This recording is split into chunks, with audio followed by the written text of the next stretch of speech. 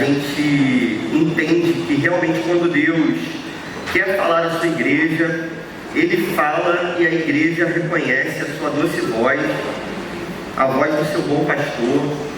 Então, que seja assim nessa tarde. Para isso a gente precisa realmente orar, clamar, para que Deus tire qualquer distração, qualquer impedimento. Você deve acreditar que, independentemente da pessoa que esteja aqui à frente, Deus pode falar, usar essa pessoa. Amém. Então a gente vai orar nesse sentido para que Deus fale ao nosso coração. Senhor, você realmente tem nos dado coragem em todos os momentos e você tem caminhado com a gente, Senhor. A gente tem visto a sua obra poderosa sendo feita, a sua história sendo escrita através da atuação do Teu Espírito Santo nessa igreja, Senhor. Eu sou testemunha disso há muitos anos.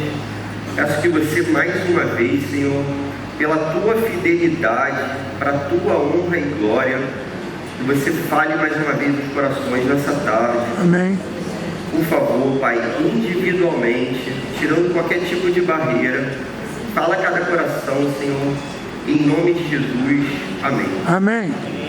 Essa é a maioria da igreja, e a gente corre um risco. Esse salmo assim me acompanha, na verdade, há praticamente 25 anos. Eu me dedico a meditar nesse salmo e amo esse salmo desde a minha conversão. A gente corre o risco, no entanto, de achar que, poxa, é um salmo que a gente já conhece, já está num lugar ali conhecido da nossa mente, do nosso coração, e ele não tem mais muito a falar à nossa vida. Mas por incrível que pareça, sempre que eu leio esse salmo durante esses 25 anos, ele fala tremendamente ao meu coração. Eu gostaria que fosse assim então com você. Um outro motivo que me levou a trazer esse salmo para a igreja foi o fato de que ontem, no nosso culto lá de casa, eu preguei nesse salmo para os meus filhos, no Salmo 127, verso 1, uma pregação diferente, mas foi uma pregação nesse verso 1, e eles gostaram muito também. Então estou trazendo essa palavra para vocês nessa tarde.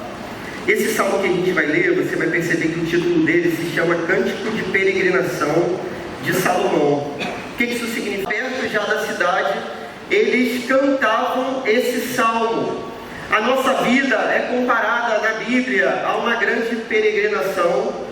Não sei se você sabe, mas quando você nasceu, você tem caminhado até chegar num ponto específico que vai ser o seu encontro com o seu Senhor.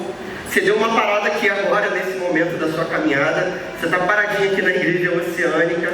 Mas em breve, irmãos, a gente continua caminhando, levanta acampamento na nossa peregrinação. E que seja o quanto antes, que venha logo a volta do nosso Senhor Jesus Cristo.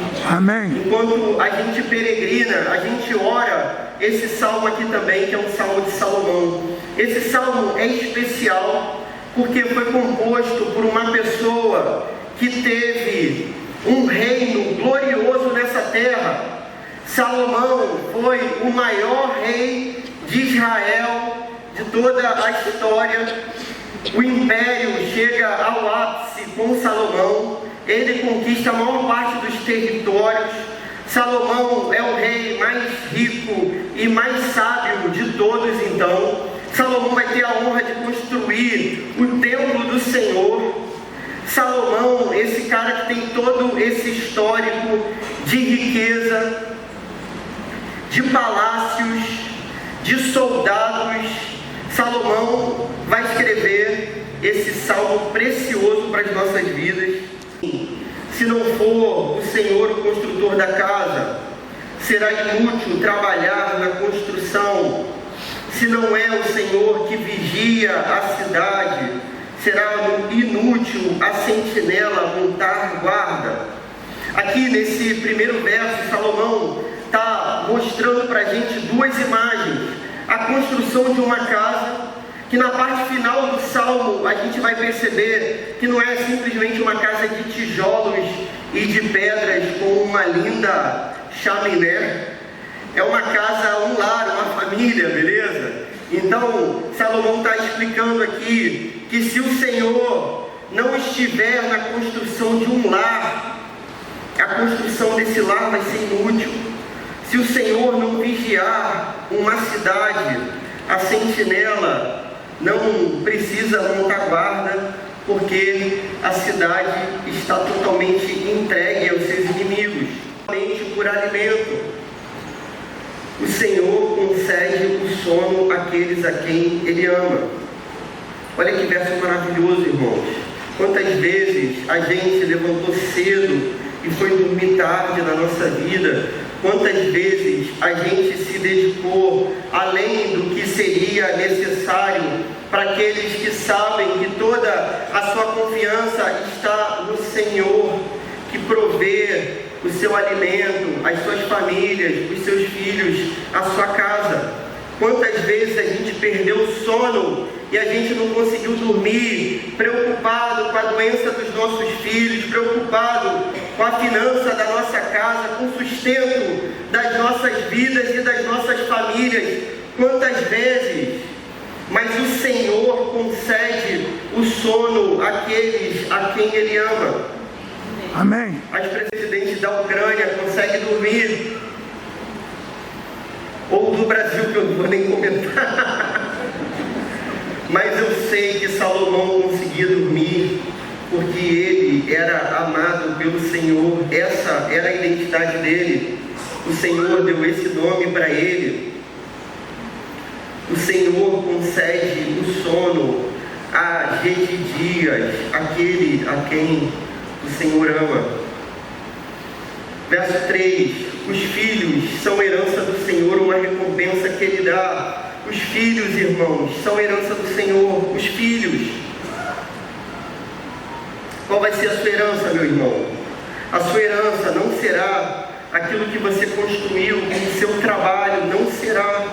A sua herança não será a conta bancária, a sua herança não será os terrenos que você possui, a sua herança não será a sua casa, a sua herança são os filhos são a herança, eles mesmos, neles mesmos, são a herança. Filhos da juventude, como é feliz o homem que tem a sua aljava cheia deles. Para os mais novinhos aí, a aljava é onde você coloca as flechas, tudo bem? Então, olha só, quanto mais filhos, melhor. Diga isso para minha esposa no final do culto. Quanto mais filhos, melhor. Quanto mais filhos, melhor. Como é feliz aquele que enche a sua aljava com essas flechas que vão ser atiradas para longe, que vão ser atiradas no lugar certo, não será humilhado por enfrentar seus inimigos no tribunal. A última parte do Salmo é um pouco estranha para a gente.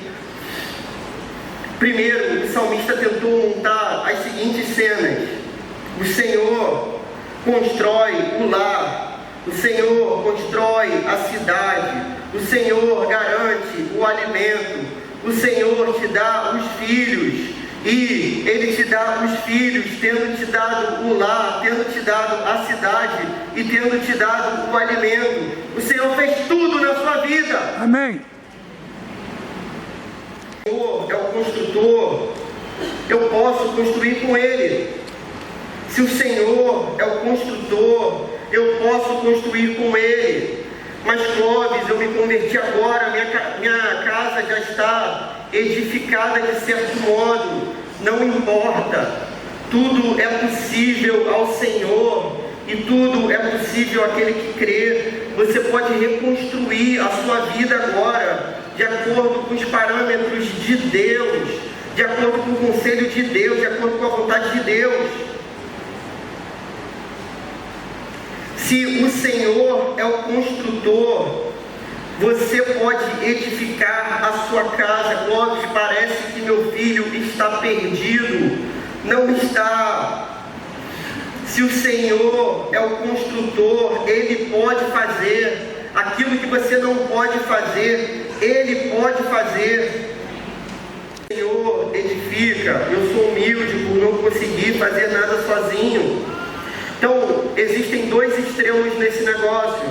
O pessimismo, a ponto de você pensar que você não consegue fazer nada, mas Deus está dizendo que você pode construir uma vida edificada nele, e ao mesmo tempo a autossuficiência e autoconfiança e arrogância de você achar que você não precisa de Deus para nada.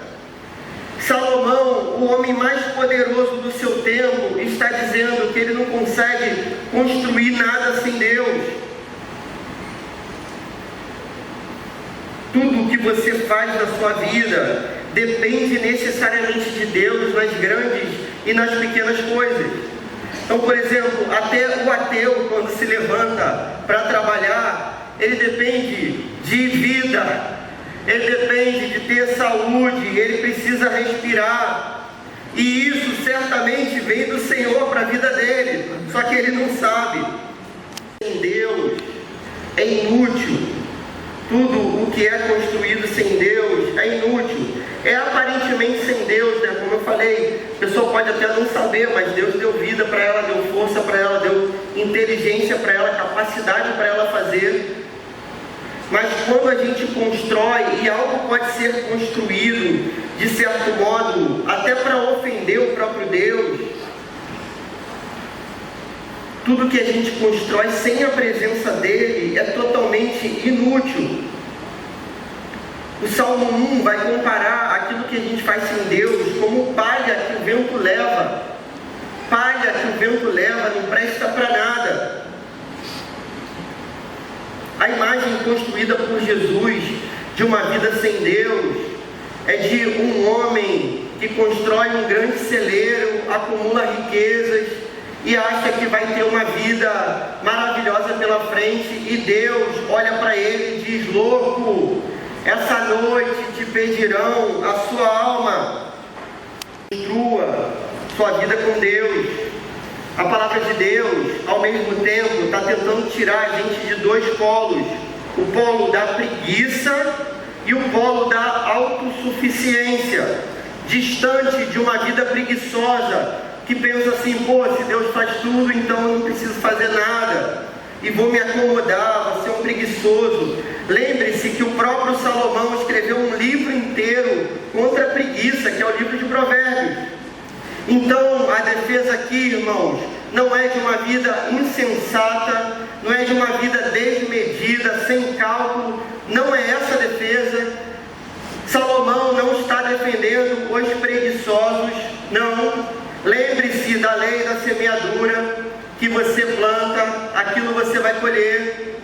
Então, você tem que fazer a sua parte, você precisa se esforçar.